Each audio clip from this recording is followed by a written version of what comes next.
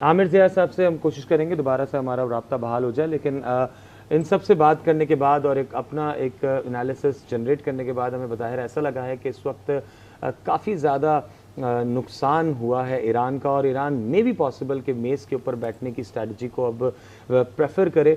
साथ ही साथ जो तमाम तर जो खदशात उभर रहे हैं कि आया कि ईरान के अंदर कोई किसी किस्म का कोई रिजीम चेंज की तरफ मामला देखने में आएगा, या ईरान के अंदर इस वक्त खामनाई साहब की हुकूमत को ख़तरा हो सकता है, तो वो डॉट से डॉट कनेक्ट अभी शायद नहीं हो रहा, क्योंकि इस वक्त खामनाई साहब को तमाम तर मामलात के बावजूद एक बहुत बड़ी, यानी कह सकते हैं कसीरुल तादाद में जो है वो अवामी हिमायत हासिल है, ऐवान के अंदर हासिल है, सड़कों के ऊपर हासिल है, हर हवाले से जो है वो उनको हासिल है। इस तरह की किसी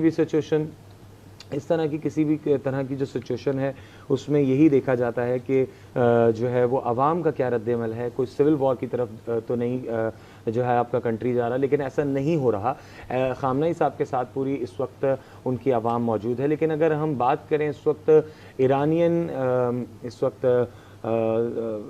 इस वक्त आर्म पावर्स की ख़ासकर, तो वो काफ़ी बज़ाहिर वीक होती हुई नज़र आ रही है। लेकिन हमने ये भी देखा है कि ईरान इन तमाम तर चीज़ों के साथ साथ इसराइल के ऊपर जो है वो ताबड़तोड़ हमले करता आ रहा है। इवन के जो हम कहते हैं कि पैर उखड़ना, वो अब उखड़ना शुरू हो गए थे इसराइल के, या शायद आगे भी उखड़ते रहेंगे अगर ईरान ने किसी किस्म की कोई सीज़ फायर पॉलिसी की तरफ वो नहीं अपने कदम को बढ़ाया, या टेबल टॉक की तरफ नहीं बढ़ा।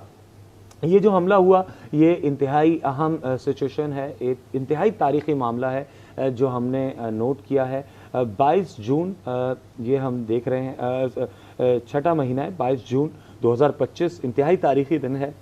अमेरिका इंटरवीन कर गया है मशरिक़ वस्ता में एक बार फिर, लेकिन बहुत ही स्मार्ट वे में इंटरवीन किया है अमेरिका ने ख़ुद अपने आप को दिक्कत में नहीं डाला, यहाँ पे आके उठ के बाकायदा जिस तरीके से वो लैंड आर्मी दाखिल करता था। फ़िलहाल अमेरिका ने एक बहुत स्मार्ट वे में वही अटैक किया है जिस चीज़ से उसको ख़तरा था ईरान के एटॉमिक पावर बनने से, उसको ख़तरा था ईरान को जो एक डिक्लेरेशन आ रही थी ईरान की जानिब से अपने आप को एटॉमिक पावर बताने की, उस चीज़ से ख़तरा था। उस चीज़ को उसने बहुत अच्छे अंदाज में टैकल करने की कोशिश की है। इसको हम ये कह सकते हैं कि अमेरिका ने एक बहुत स्मार्ट मूव के साथ जो है वो अटैक किया है। अब देखना ये है कि ईरान की क्या स्ट्रैटेजी रहेगी, ईरान का क्या स्टांस रहेगा, ईरान इस सारे मामले को किस तरीके से टैकल करेगा। ईरान के बारे में ये भी कहा जा रहा है आलमी माहिरीन की जानिब से भी कि ईरान किसी किस्म की कोई फ्यूल क्राइसिस को पुश कर सकता है दुनिया के अंदर, और इस वक्त जो है वो मामलात काफ़ी गंभीर भी ख़तरनाक हो सकते हैं ईरान के लिए भी। लेकिन अभी OIC का किरदार भी मौजूद है, ईरान के भी ईरानी हम मनसब, ईरानी हुक्काम के स्टेटमेंट्स आना मौजूद हैं, बहुत सारी चीज़ें मौजूद हैं। अभी सिर्फ तज्ज़िया है, अभी सिर्फ बातें हैं, लेकिन हकीकत ये है कि ईरान पर अमेरिका ने जो है वो बाकायदा हमला कर दिया है। साथ ही साथ आपको ये भी बताते चलें कि अमेरिका इजराइल ईरान जंग में बाज़ाब्ता तौर पर शामिल हो चुका है। अमेरिका का B-2 बमबार तैयारों से ईरान की 3 जौहरी तंसीबात पर हमला किया गया है। हमले में फिरदो, नतंज और इस्फहान में न्यूक्लियर तंसीबात को निशाना बनाया गया है। आपको ये भी बताते चलें कि फिरदो न्यूक्लियर साइट्स मुकम्मल तौर पर तबाह कर दी गई हैं। खबर एजेंसी के मुताबिक अमेरिका ने 30 टन वजनी बम ईरानी साइट पर गिरा दिया है। सदर ट्रंप ने भी हमले की तस्दीक कर दी है।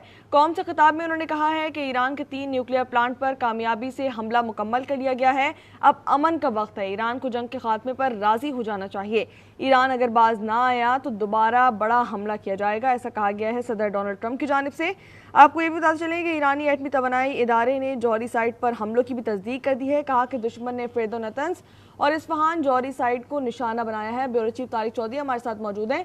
सर बताइएगा कि ये डोनाल्ड ट्रंप ने अमन की बात की है, तो इस तरह अमन लाया जाएगा हमले करके और ताकत के जोर पे? जी बिल्कुल, ये बात जो है वो मुतज़ाद है, कंट्राडिक्शन है। एक तरफ 2 हफ्ते पहले 2 रोज पहले ये ऐलान किया गया था बाकायदा ऑफिशियली कि ईरान जो है, अमेरिका जो है वो 2 हफ्ते तक जो है किसी किस्म की कार्रवाई नहीं करेगा, बल्कि वो कोशिश करेगा कि मुज़ाकरात से ये मामला हल हो। लेकिन 2 हफ्ते की मुद्दत जो है वो पूरी कहाँ होनी थी, बल्कि सिर्फ 2 दिन के बाद जो है अमेरिका ने अपने ही किए गए ऐलान की वायलेशन की, और उस वायलेशन के बाद उन्होंने बाकायदा तौर पर ایران پر ایران کی مختار ملک کی فضائی حدود کے اندر جا کر اس کی ایٹمی تنصیبات کو نشانہ بنایا ہے، اور ایٹمی تنصیبات کو نشانہ بنانے کے بعد باقاعدہ مبارکبادیں دی جا رہی ہیں۔ تھوڑی دیر پہلے پریزیڈنٹ ٹرمپ نے آ کر باقاعدہ بیان دیا، اس سے پہلے ٹویٹ پر انہوں نے تصدیق کی، اور اس کے بعد اسرائیل کے جو پرائم منسٹر ہیں نیتن یاہو، انہوں نے بھی اس کی تصدیق کی اور انہوں نے بھی باقاعدہ طور پر اس پہ خوشی کا اظہار کیا۔ تو اب اگر امن جس کی بات آپ کر رہی ہیں کہ امن اس طرح سے بموں کے ذریعے یا میزائلوں کے ذریعے ہوتا ہے، تو پھر اس طرح تو امن قائم نہیں ہوگا۔ ایران کے پاس ایک خود مختار ملک کے طور پر اپنی فضائی حدود کی خلاف ورزی کا جواب دینے کا حق حاصل ہے۔ جس طرح سے اسرائیل نے حملہ کیا تھا آج سے 7-8 روز پہلے، ایران مسلسل جواب دے رہا ہے، مسلسل کارروائی کر رہا ہے، جو بھی اس کی ہمت توفیق ہے اس کے مطابق وہ اسرائیل کو طارق جواب دے چودھری رہا ہے۔ صاحب، جس امن کی ڈونلڈ ٹرمپ بات کریں وہ امریکہ کے لیے تو مفاد میں ہو سکتا ہے، لیکن خطے کے لیے تو مفاد میں نہیں ہو سکتا، ایران کے لیے مفاد میں نہیں ہو سکتا۔ دیکھیں، امریکہ کے بھی مفاد میں نہیں ہوگا۔ ایسا نہیں ہوتا کہ جتنا مرضی طاقتور ملک ہو، جتنا بڑا ملک ہو، یہ ضرور ہے کہ امریکہ ایران سے بہت دور ہے اور براہ راست اس پر کوئی اٹیک نہیں ہو سکتا، لیکن اس خطے میں جہاں ایران موجود ہے اس کے گرد و نواح میں بہت سی ایسی تنصیبات ہیں، بہت سی ایسی فیسلٹیز ہیں، بہت سے ایسے مقامات ہیں جو کہ جن میں امریکی انٹرسٹ ہے، جن میں امریکی پریزنس ہے، جن میں باقاعدہ امریکہ کی فوجیں موجود ہیں، امریکی لوگ موجود ہیں، امریکی انسٹالیشنز ہیں، ایئر بیسز ہیں، اس کے بحری بیڑے ہیں، اس کے جہاز ہیں، اس کی کشتیاں ہیں، اس کی ایسی بلڈنگز موجود ہیں جہاں اس کی انویسٹمنٹ ہے۔ تو ایران نے جب جوابی کارروائی کی، اور جوابی کارروائی ایران کہہ رہا ہے کہ کرے گا، تو امریکہ کو براہ راست نقصان پہنچتا ہے، پہنچے گا، پہنچ سکتا ہے۔ ایسا نہیں ہے کہ وہ ایسے شیل میں بیٹھا ہے جہاں تک کوئی نہیں پہنچ سکتا۔ 7-8 تنصیبات اس کی براہ راست موجود ہیں، سائپرس سے لے کر قطر تک، کویت، عراق، یمن، اردن اور بہت سے ممالک ایسے، بحرین میں اس کی ملٹری موجود ہے، کہیں چند ہزار ہیں، کہیں زیادہ ہے۔